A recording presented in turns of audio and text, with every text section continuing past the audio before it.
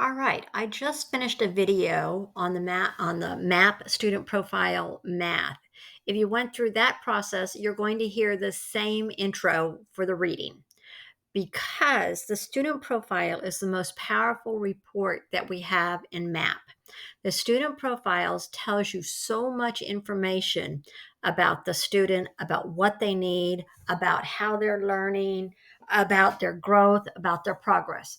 So let's look at what the student profile is telling us about reading. Okay, when we look up here, it says that the student took 78 minutes to be able to complete the test, that there is only a 3% chance that he had any rapid guessing, but it had no reflection upon his RIT score. Okay, and so I can close the highlights or I can open the highlights. It says to help Kaysen boost his performance in reading and better match his U.S. national peers, review his scores in the instructional areas to find the skills and concepts that he's ready to learn.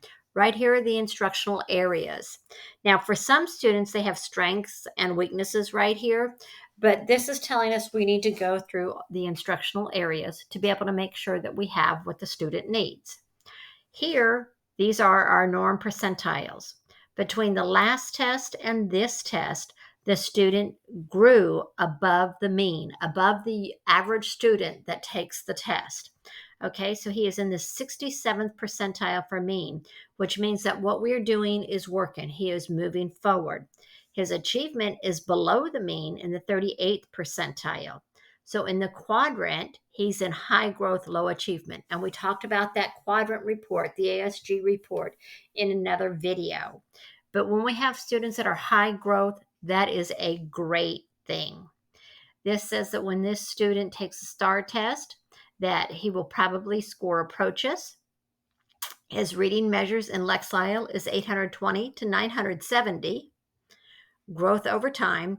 We see that when the students started seventh grade, they fell in their reading, but guess what? They're now going back up. They're recapturing what they were able to do, and that they are now back on the right track. We can come over here to the linking study and we can say, show us the STAR. And this will show us where the different performance levels of STAR are at with the RIT scores in reading. Okay, so let's go back up here to the instructional areas. When we look at the instructional areas, we can click on any one of them. This is the student's RIT score in that instructional area. And so let's look at his strongest, which is multiple genres. When we look at multiple genres, we can view it by topic. This is by topic. We can view it by standard. Now, I always like to see the standard because I like to be able to see where my resources in Texas would come from. Okay. We can view the learning statements by what do we need to reinforce, what do we need to develop, or what do we need to introduce. We can also choose what grade levels we choose. This says show us all. And if I want to narrow it down, I can just say the 2 grade levels below and the grade level on. Okay. And now this shows us that these skills this student is ready to develop. Okay, and this is 5.10D, describe how the author's use of imaginary, literal, and figurative language, such as simile and metaphor, and sound devices achieve specific purposes. So these are the things that we need to develop. These are the things that we need to help him work on. Okay.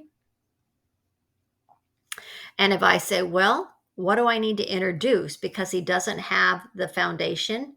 These are the things that we need to introduce. And I can look at what I need to introduce as well as what I need to develop.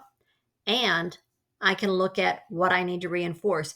Now, right now in this particular SE, you see how these are kind of grayed out? That means that he doesn't really own those skills yet. In order for us to reinforce them, we need to develop them or we need to introduce them.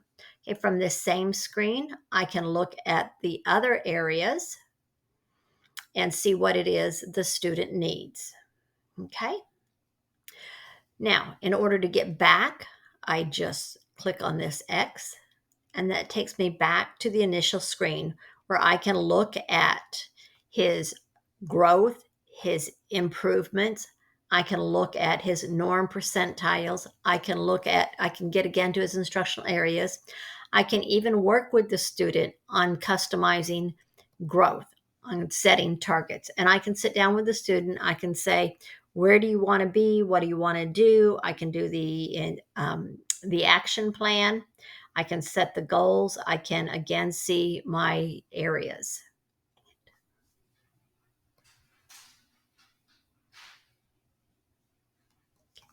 And then from there, I can also go back to my math and I can see where the student is at. And anytime I want to get out of one of the sub screens, I just come up here, click the X. Oh, here's what I was telling you about earlier, where some of the times when they have specific needs, here is a strength. Here is something that we should probably develop. And when they're in the orange, the orange or the red, they don't really have that many strengths. So this doesn't come up. But when they are in this light orange, whatever color we might call that, or above, then it will give you the look here, do this, look here, strengthen this, because it's a strength already for the student, and you can extend that. Okay, if you have any questions, please let me know.